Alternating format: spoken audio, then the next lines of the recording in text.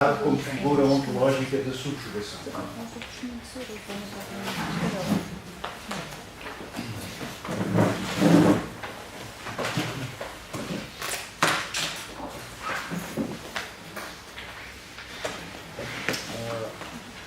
Boa tarde, agradeço ao Vítor este convite.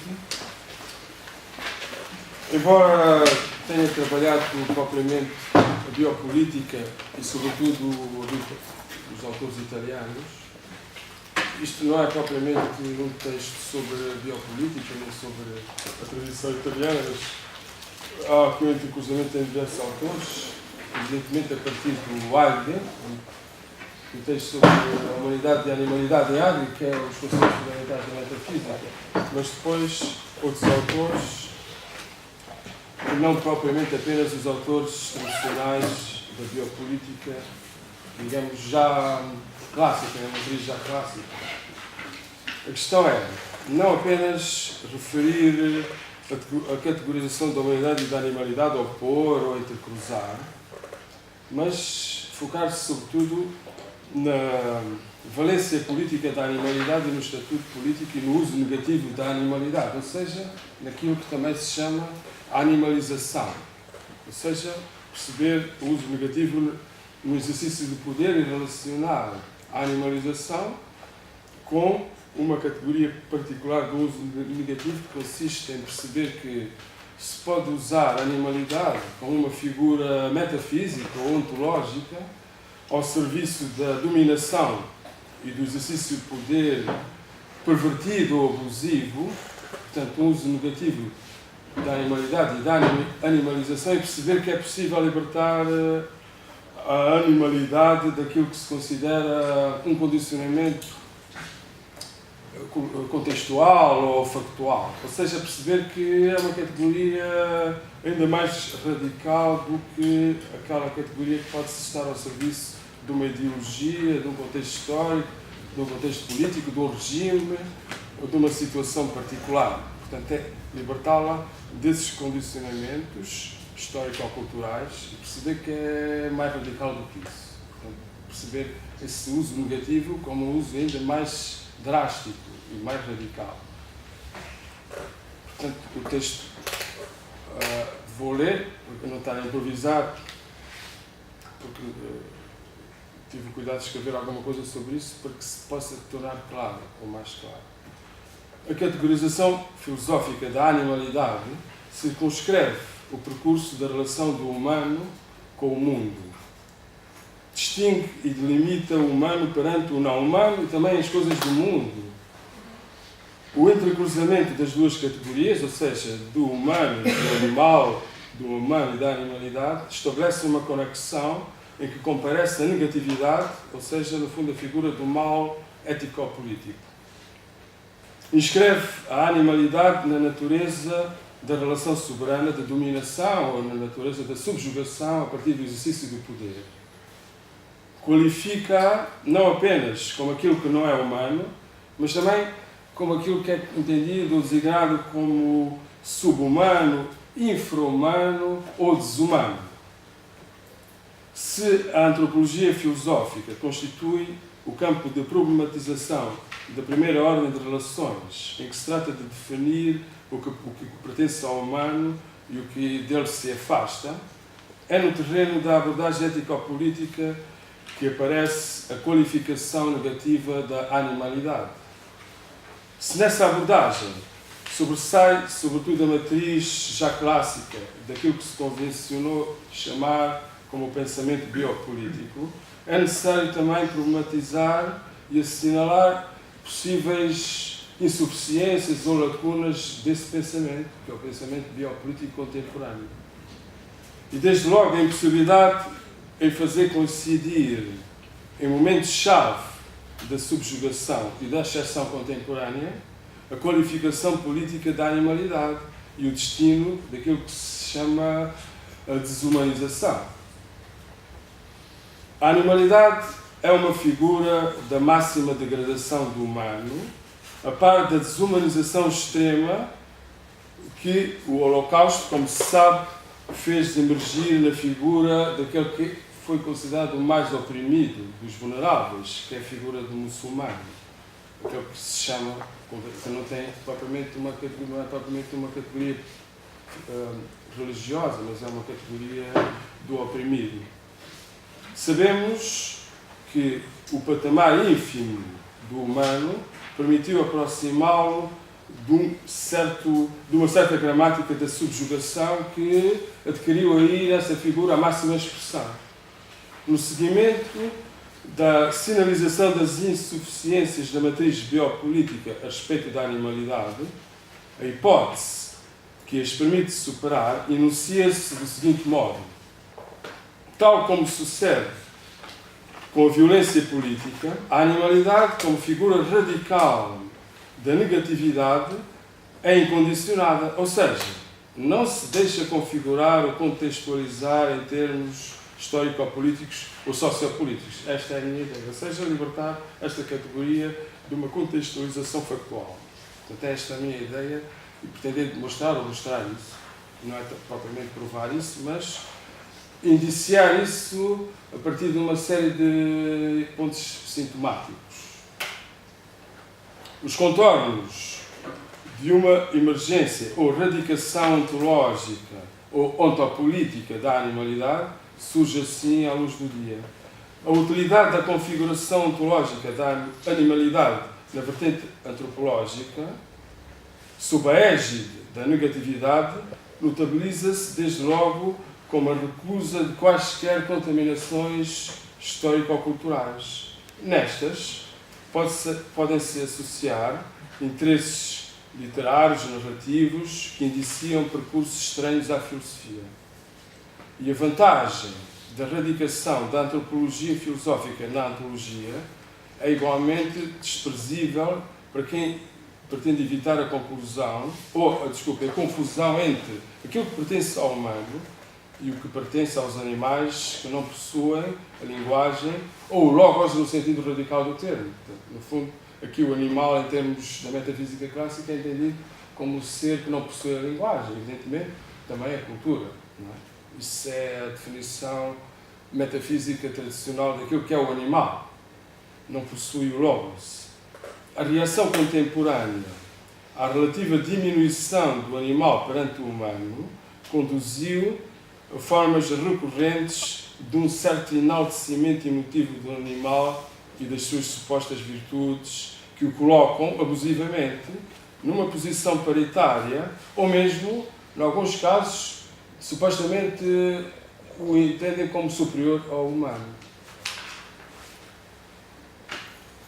Aquilo que eu poderia chamar uma ecoanimalidade. E essa ecoanimalidade introduziu no pensamento e na conduta, no comportamento, novas modalidades de diminuição e desfazamento da relação entre os seres. E, portanto, de certo modo, a posição abusiva consiste ou em colocar o animal numa posição de paridade, ou mesmo, em alguns casos ainda mais perversos, colocá-lo numa posição de superioridade face ao humano.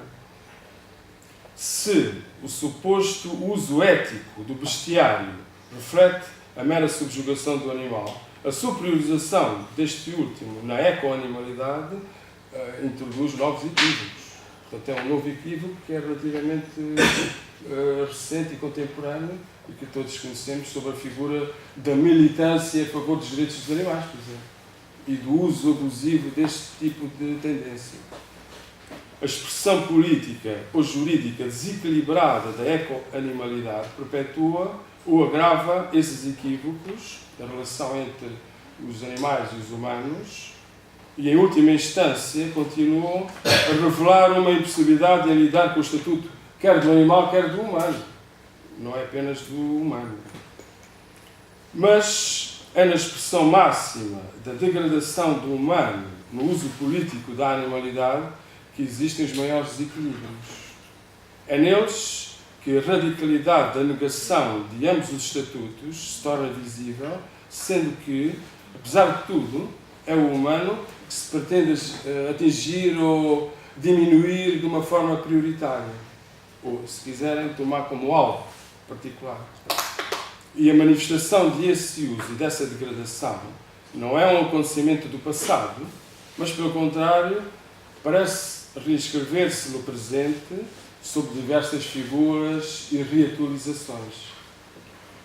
Prescindindo da revisitação de figuras de certo modo clássicas em que essa degradação ocorreu, trata-se de vislumbrar os modos que a sua aparente perenidade produz e tentar racionalizar a inquietação que se vai mantendo. Portanto, libertar este uso negativo da animalidade daquilo que são as figuras clássicas que a biopolítica continua a revisitar, por exemplo, o escravo, o estranho, o estrangeiro e outras figuras que continuam a servir de exemplo dessa degradação do humano.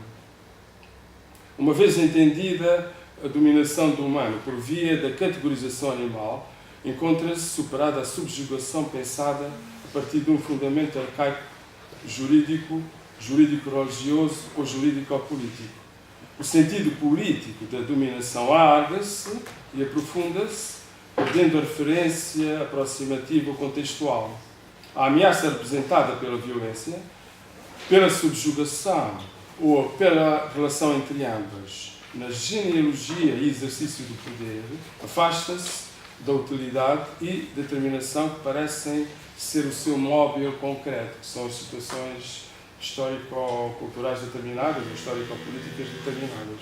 A negação dessa determinação contextual, que apela à necessidade e à busca de uma motivação na ordem das razões explicativas, é bem visível nas formas extremas que assume, por exemplo, no genocídio ou nas movimentações de extermínio em larga escala. Nos próximos, em que a aparente evolução da racionalidade instrumental se revela, estamos perante uma lucidez argumentativa em que a busca da clareza explicativa se tornou presente no cotidiano. Portanto, aqui trata-se de perceber que esta libertação da animalidade e do uso negativo da animalidade ocorre nas situações de opressão extrema, dos fenómenos políticos extremos, mas também está presente na vida cotidiana e na cotidianidade e nos gestos mínimos da vida privada, e que nós temos que assegurar como também tendo um significado político. Não é apenas situações da vida privada, da vida pessoal ou da vida individual, mas tem necessariamente também um significado político em que está presente também esse uso negativo da animalidade. Na melhor das hipóteses, libertam-se as razões explicativas da elaboração racional mais imediata. Se a obsessão explicativa racional depara com uma insuficiência ou com uma impossibilidade real, isso deve-se em grande medida à preocupação em superar a todo o custo a margem de indeterminação que inevitavelmente acompanha a ideia de incondicionado. Portanto, a violência e a diminuição do humano no uso negativo da animalidade eu considero-a incondicionada. Porquê? Porque é muito difícil de determiná-la. Evidentemente, as razões explicativas que a determinam são insuficientes, equívocas, aparentes, ilusórias e, portanto, não servem de modo algum para explicitar esse fenómeno do uso negativo da animalidade.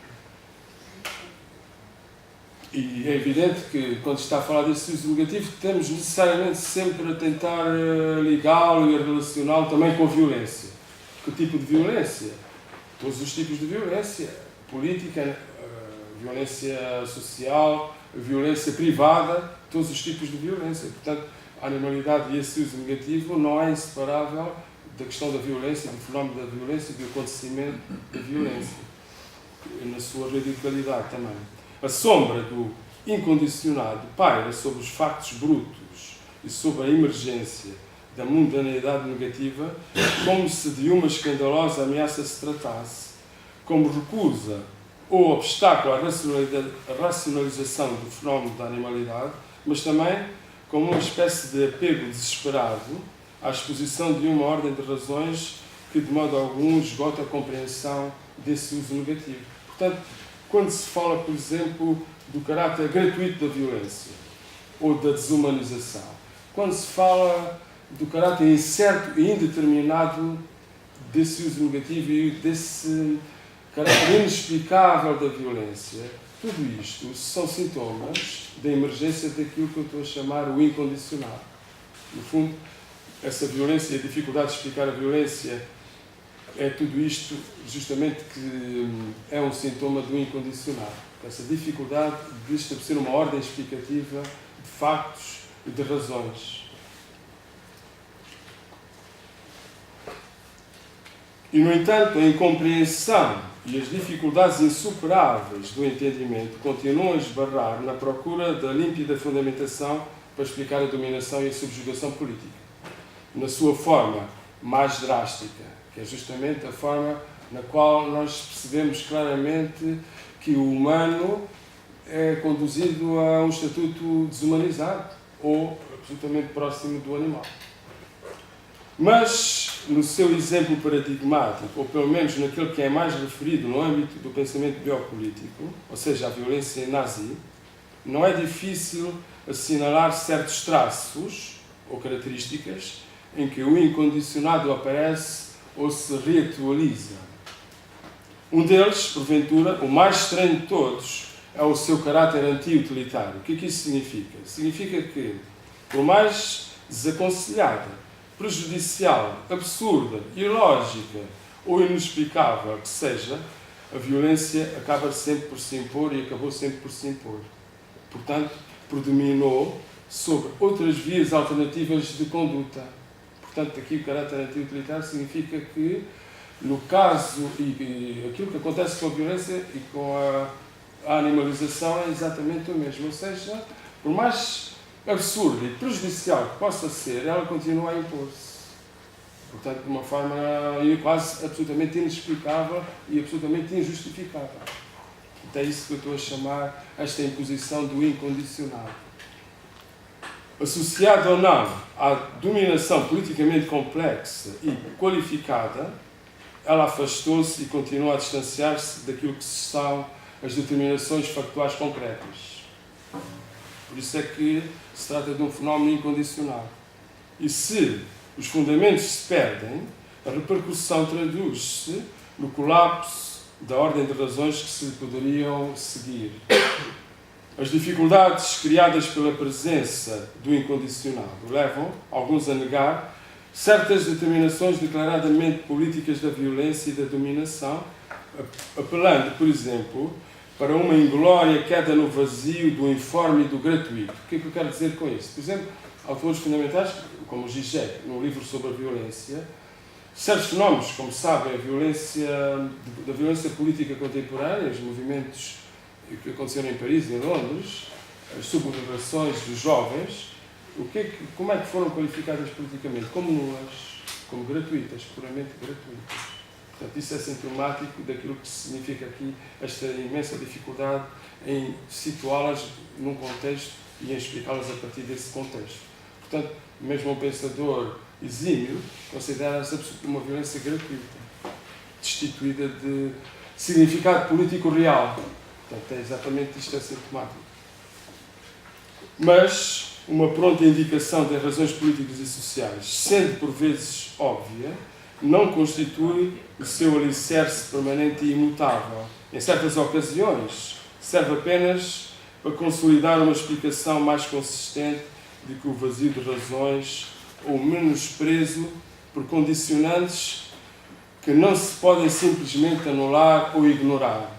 Portanto, é o caso destas expressões de violência política em que aqueles que são marginalizados são também, obviamente, animalizados, desumanizados, como é evidente. São destituídos não apenas do estatuto de cidadania, mas também do estatuto de humanos, ou de seres humanos, como é evidente. São absolutamente diminuídos no seu estatuto de seres humanos e não apenas daquilo que é a sua posição numa ordem social. A máquina antropológica, que é um termo relativamente banal na biopolítica, a máquina antropológica, entre aspas, onde se situam o humano e o não humano, associa e separa polaridades, permite a exclusão e a repetição, a separação e a continuidade. Mas conduz também à resolução daquilo que se chama o mistério da conjugação entre o homem e o animal. Como sabem, há uma indeterminação nessa separação. Essa separação não é absolutamente clara. Portanto, isso é uma dificuldade também clássica. Separação entre o humano, onde acaba o humano, a fronteira do humano, onde começa e acaba a animalidade ou o animal, ou a dimensão animal no humano, etc. Portanto, isso não é assim tão simples. Às vezes chama-se isso o mysterium conjunctionis. Portanto, é uma polaridade que pode ser dissolvida, pode ser reintegrada, etc. As fronteiras entre o humano e o animal não são assim absolutamente claras. Conduz também àquilo que se deve procurar não apenas quebrar as polaridades supostas na constituição do humano, o vislumbre da inscrição arcaica da vida nua na esfera política. Ou seja, muitas vezes considera-se que a desumanização ou a animalidade significa justamente a perda do estatuto político do indivíduo, aquilo que se chama justamente a mera vida ou a vida nua, tornar o indivíduo tão subjugado e oprimido que ele torna-se de tal maneira vulnerável que perde qualquer posição política significativa na sociedade, aquilo que em biopolítica se chama justamente a vida nua. As formas mitigadas de dominação expressas na exceção contemporânea parecem não excluir a animalização do humano. Obviamente aqui a exceção significa o estado de exceção, ou seja, no fundo, o facto o evento da subjugação e o modo como ela se dá, ou seja, é fora da lei. Não há nenhuma lei, a exceção significa justamente um fora da lei, que é simultaneamente uma proximidade da lei. A lei é ambígua, ou seja, permite estabelecer um fora e um dentro, uma exclusão e uma inclusão. Portanto, aqui o indivíduo é subjugado, é oprimido e desumanizado. Isso significa também alguma coisa que está de acordo e em desacordo com a lei. Significa as duas coisas, é uma ambiguidade do que em biopolítica se chama essa dissolução e uma quebra na distinção entre as polaridades. Aqueles que estão fora da sociedade. Nós sabemos isso, justamente, aqueles que estão dentro ou fora da sociedade, estão dentro e fora, ou estão dentro e ou fora. Portanto, isso é ambíguo. São as duas coisas simultaneamente. Portanto, é isso que significa essa dissolução das polaridades. Deve procurar-se não apenas quebrar essas polaridades supostas na constituição do humano e o vislumbre da inscrição arcaica da vida nua na esfera política, mas a dissolução da inscrição do não-humano no humano com a finalidade de perpetuar a dominação pressuposta na relação soberana. Portanto, a relação soberana joga com essa ambiguidade e com essa dissolução das polaridades. Considera a seu propósito e a sua conveniência a pessoa estar dentro e fora da sociedade para poder melhor dominá-la ou poder melhor apropriar-se dessa pessoa conforme for conveniente para perpetuar essa relação de poder. Portanto, isto é um pressuposto e uma premissa básica do pensamento biopolítico. E dizia, as formas mitigadas da dominação expressas na exceção contemporânea parecem não incluir a animalização do humano, mas quando deparamos com qualquer evento social ou politicamente radicalizado, essa inclusão acaba por submergir. Qualquer situação de crise ou de tensão grave social permite imediatamente revelar e mostrar à luz esse fenómeno da inclusão e da exclusão, essa questão da animalização e da desumanização. Portanto, se a sociedade se encontra pacificada e regularizada, qualquer fenómeno que ponha em causa isso permite imediatamente revelar essa exclusão e essa exceção. Portanto, qualquer fenómeno de crise ou de tensão grave. Se a vida se encontra originariamente ameaçada pela decisão soberana e pela lei, portanto, aqui é indiferente, a decisão soberana, seja arbitrária ou não, discricionária ou não, é sempre dominadora e opressiva e subjugadora. Isso também é válido para a lei, como é evidente, no pensamento biopolítico as duas coisas assemelham-se. A animalidade oferece-se como via de mediação dessa ameaça, ou seja, de um risco que sinaliza sempre o humano como um alvo específico, seja ele um alvo potencial, atualizado ou reatualizado. Portanto, essa ameaça é permanente e está sempre presente. O gesto, aparentemente arbitrário e contextualizado, que institui a exceção moderna ou contemporânea, serve-se da animalidade para melhor servir o seu propósito dominador, ou seja, se existe desumanização, se existiu desumanização na exceção moderna ou se existe neste momento na exceção contemporânea, é evidentemente usada a animalidade ou a animalização como uma figura dessa exceção. Portanto, o humano é desumanizado facilmente para servir o propósito da exceção e no fundo, do exercício do poder excepcional. Isso aconteceu no passado e continua a acontecer. O gesto, dizia eu, e se nesse gesto a sombra do incondicionado teima em ocultar-se, não é menos verdade que a expansão dessa radicalidade tem sido falseada ou deliberadamente ignorada. No fundo, o que quero dizer com isto é que essa exceção é disfarçada de alguma forma, ou é ignorada, ou é justificada, ainda que precariamente. Mas essa exceção continua a existir e está sempre presente, ainda que seja disfarçada por diversas formas. E, no fundo, é uma figura de poder e está ao serviço do poder e da dominação. É o que eu quero dizer com isto. Portanto, aqueles que apregoam a necessidade de readquirir um equilíbrio através da dominação dos mais vulneráveis esquecem-se que todos os indivíduos e grupos, sejam eles privilegiados ou desapossados, são todos potencialmente alvos da subjugação e da desumanização. Portanto, aqui não há seres que são apenas desumanizados em desfavor de outros. Todos são potencialmente desumanizados e todos poderão ser ou poderão vir a ser a qualquer momento. Portanto, aqui não há uns que são permanentemente privilegiados e outros que são permanentemente alvos de desapossamento do poder ou da opressão do poder. Aqui esta extensão é total. A extensão, o alvo da dominação é muito mais abrangente. A finalidade última do enfoque na animalidade consiste em pôr em causa a vida dos humanos, a vida dos seres humanos, degradá-la, diminuí-la e também, em último caso, destruir essa vida. A vida e a sua negação são, assim, inseparáveis do propósito e do ponto culminante da subjugação, da máxima expressão da subjugação. Neste caso, deixa de ser possível separar vida, animalidade, subjugação e poder. Obviamente estou a falar do poder político, ou da expressão política do poder, porque podemos entender várias formas do poder, mas estou a falar do poder na expressão política.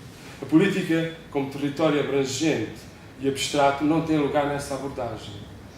A subjugação significa o evento do uso da animalidade de modo a desencadear ou favorecer a separação entre o simples ato de viver e a existência do cidadão, que em termos clássicos significaria a vida politicamente qualificada, que depois, evidentemente, quando é oprimida e subjugada e desumanizada, essa vida é animalizada e, portanto, perde esse estatuto, no fundo, de cidadania. Isso aconteceu no passado e continua a acontecer. Separa-se a vida da sua qualificação política, mantendo, no entanto, a estrutura que as une, ou seja, o poder e a decisão soberana de as usar como categorias em que a existência e a ação do cidadão poderá a todo momento degradar-se e perder-se. Portanto, essa cidadania nunca é estável, nem nunca é permanente, poderá perder-se a todo momento. Esse estatuto de cidadania. O gesto ou a decisão soberana que possibilita o despojamento e a destruição do humano não desaparece, mantém-se sempre presente e também não depende de motivações facilmente configuráveis e enquadráveis no tempo e no espaço. Isso não é verdade. Isso são incertezas e são posições instáveis. Portanto, a estabilidade da cidadania é ilusória. Pode perder-se a qualquer momento. O gesto, dizia, o limiar e a zona de indiferença que se situa entre o humano e o animal conduz à passagem de um para o outro. Conduz facilmente à passagem de um para o outro e, portanto, também não há aqui uma delimitação estável entre aquilo que é o humano e o desumano. O enfoque no simples ato de viver produz a vida nua que doravante passará a ser subsumida no propósito de dominar. uma vida designada, sobretudo, a partir do não humano e não simplesmente situada nos limites da humanidade. Portanto, não se trata de nos atermos à identificação da indistinção que de facto existe entre os pares da relação, entre o animal e o humano, e a sua mútua pertença